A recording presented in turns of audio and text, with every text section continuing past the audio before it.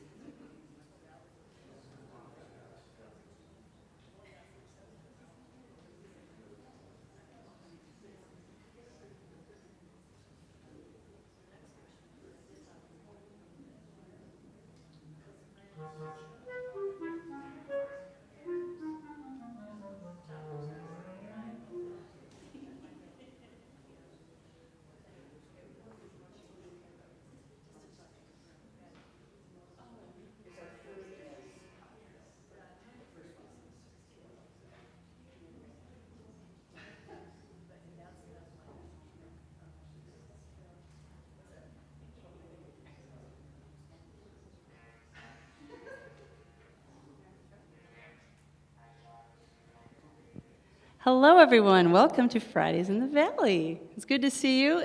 Hard to drag you in after a beautiful day like this, but we're here for some beautiful music and for a premiere of this ensemble, at least at Fridays in the Valley.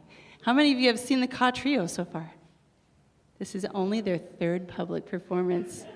You guys are here for a real treat. So welcome if you're online, and welcome to all of you. We do this every month. We have a little mission, a little music. And it is my pleasure, as Sue Ruby, one of the founders of Fridays in the Valley, to welcome the KaTrio, Karen Hansen, Kaya Sand, and Kate Sammer. Let's give them a welcome from Fridays.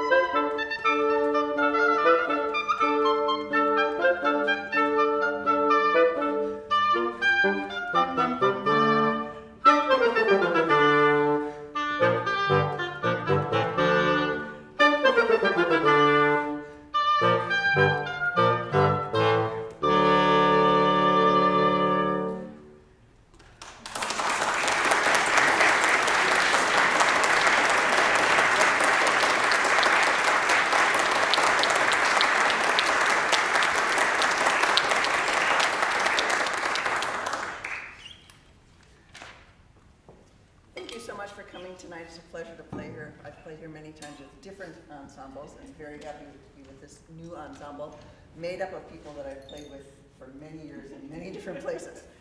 It's really nice when you get to pick your favorites to play with. So throughout this program, as wind players, we have a lot of plumbing to do. Getting the water out of your instruments, the water in ourselves, all that stuff. So there'll be a lot of that in between. That's why I wrote the program notes. So you have something to do while we do our thing.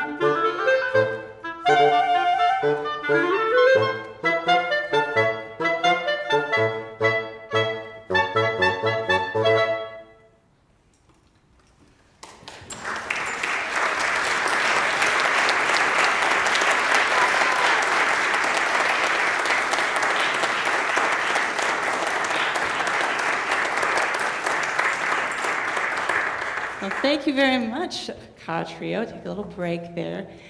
We just wanted to take a moment for the charity of this month so that you hear a little bit about that.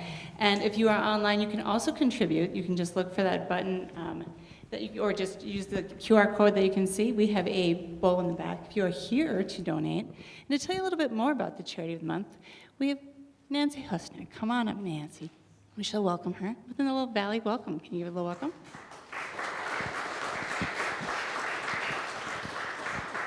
Well, good evening. It's wonderful to be here, and it's great to see so many of you here, not only to listen to the lovely music, but also support the Crisis Nursery.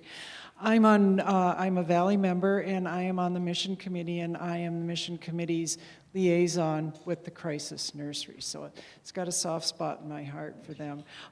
Just to give you some background, if you're not already familiar, they're in their 41st year of operation here in the Twin Cities. They are the only one of their kind in this, well, there are now two in the state. For a long time, they were the only one of their kind in the state. But they are one of 20 across the entire nation to help parents in need and also help the children involved. Their mission is to prevent child abuse and neglect and also to strengthen families. They have a 24-hour crisis line where a parent can call, and the number of reasons, no one in the room here has enough fingers and toes to come up with all the reasons that someone might need to call the Crisis Nursery.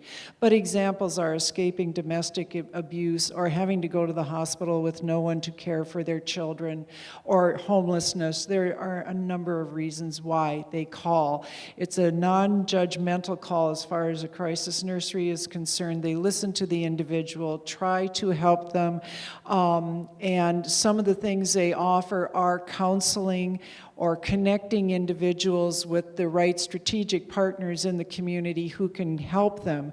And what they're best known for, or most known for in the Twin Cities, is the child care operation that they have, where a parent, again, non-judgmental, a parent can bring in their child or children anywhere from newborn to 6 to stay for 3 days and 3 nights up to 3 days and 3 nights at the crisis nursery, so that the children are in a safe place where they can get care, they're fed, they sleep there, there are people who take care of them all 24 hours of the day, while the parent has 3 days to work with the nursery to get the resources they need to iron out all the, well, not all the kinks, of course, but at least to get some of the concerns that they have taken care of, whether it's a mental health crisis or homelessness or whatever they have in front of them, where their children are involved and they need their children to be in a safe place while they come to resolution with the problem. The nursery has worked with Harvard University and the University of Minnesota to come up with a way of working with children, and it's called the Nursery Way.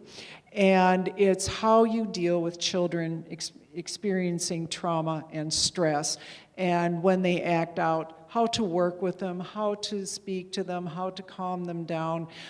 It's a wonderful way to see how children react. So, and there's so much bundled up inside. If they explode, there is a way to deal with it in a calm manner, let them know that they can be in control, speak to them, give them choices. Do you want to be here, or would it be better if we just went in another room and sat down for a couple of minutes? Things like that, but a very positive approach.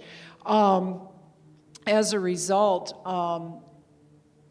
it's been benefiting the community for now going on 41 years. We were informed very recently that over the 40-year period, the nursery has helped 192,000 children. I'm still kind of wrapping my head around that one. I couldn't believe it. But they expect this year to serve 5,000 parents and children, just in this year alone. And they expect that that is double what they have, the services, or the number of people they have provided services to over the last year. As you can imagine, taking care of children is an expensive process. I'm sure many of you are going through or have gone through that already just in your regular families. But we were also informed that at this point, taking care of a child for 3 days and 3 nights costs $1,300. Now, this is food, clothing, shelter, and the facility and everything else, which houses up to 20 children a day. The crisis nursery works very much on donations. And so if you care to do so, as Sue mentioned, either if you're online, there's a way to do it. If you're here, there is a basket in the sanctuary, right? Not narthex. I always get them confused, I'm sorry. At any rate, so it's out there if you care to donate. But another way is volunteerism. I have volunteered at the Crisis Nursery for over 20 years, primarily in the child care area because that's what I love. But I've also done what they have called Cook for Kids, since they make 3 meals a day plus snacks. There have been business groups or faith-based groups that have come in and made breakfast, lunch, or dinner for the kids, served them, sat down with them. And there are some people who come very regularly, but they're always looking for people to volunteer for Cook for Kids. The child care volunteerism is, there's a morning, an afternoon, and an evening shift. I usually went from work and it was from 6 to 10 in the evening. But it's weekends as well as the day. The need never ends. It's weekends as well as during the day. And there is a training program too, in the Nursery Way is what you learn as part of this training program in how to work with the children, because it is involved, but the process can be involved, but it's not detailed when you're doing the training. It's just more, here's some examples. And you shadow the existing volunteers there before you are allowed to actually volunteer and be with the children. But they also have activity programs. Adults have come in with different activity programs for a variety of ages, since it is, obviously the infants won't get involved, but the kids up to like 6 years old, there's a lot of activities for that, or just bringing in snacks. Make snacks. I've seen some very creative snacks, although I was dismayed on one evening shift after dinner when a bunch of people, well-intentioned people, came in with ice cream and more sprinkles and sugar than you can possibly imagine, and we had to get all those little children down about a half an hour later, and needless to say, it took an awful lot of rocking before we got them finally to sleep. But it's a wonderful place, and I hope that you enjoy not only the music, but hearing or reading about the nursery, because there are materials out there. And I thank you for coming tonight.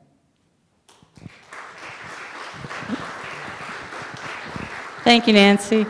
And again, if you're online, you can certainly just scroll down to find that donation button. And if you're here, all donations that are collected tonight go directly to the charity. If you have your checkbook, just put in the a memo line that is for the Greater Nursery, and make the check out to VCPC, or Valley Community Presbyterian, and we'll ensure all those funds go toward them.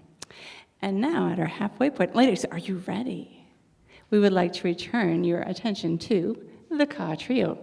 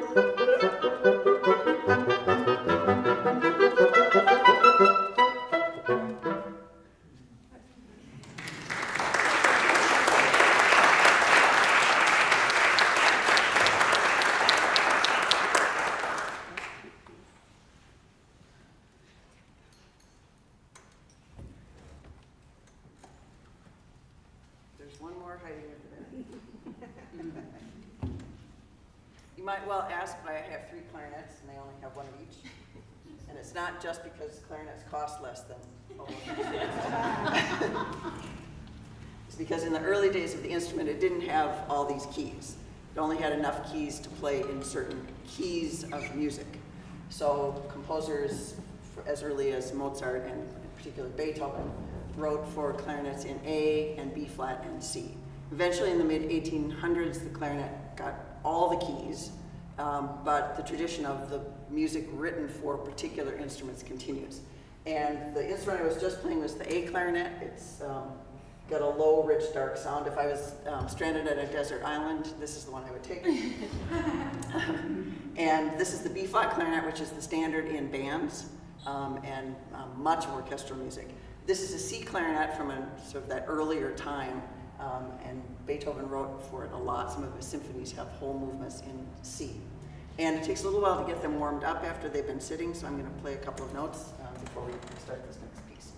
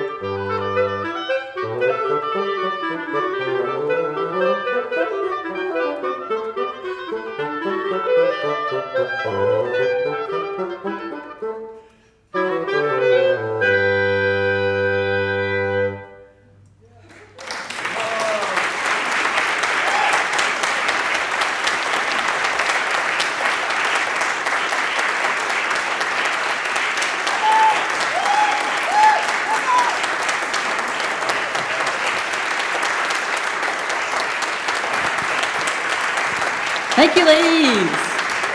What a wonderful evening and what a variety they have here. So, two quick announcements before you go.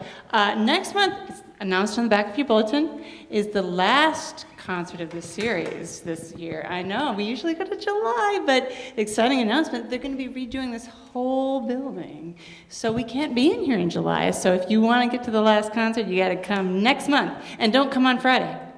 I know it's Fridays in the Valley, but we change it up in the summer just to fool you. I mean, so that it's a little different. There's that nobody misses their nights out at the cabin or whatever. We switch to a Sunday. It's the second Sunday in June. So June 9th, there's not 2, not 3, but 4 marimbas up here. And if you've not seen the marimba bullies, they're invited back just by special announcement because we love them. And they have a whole lot of fun music, everything from traditional African tunes to original works to songs that you sing every day in your shower. You'll enjoy the marimba bullies. Second announcement, we have cookies. So if you'd like to meet these ladies, come meet us out in the narthex, and be sure to give largely, generously, and often to the powerful charity that is the Greater Crisis Nursery. So thanks for coming, and we'll see you next time, Sunday. Bye.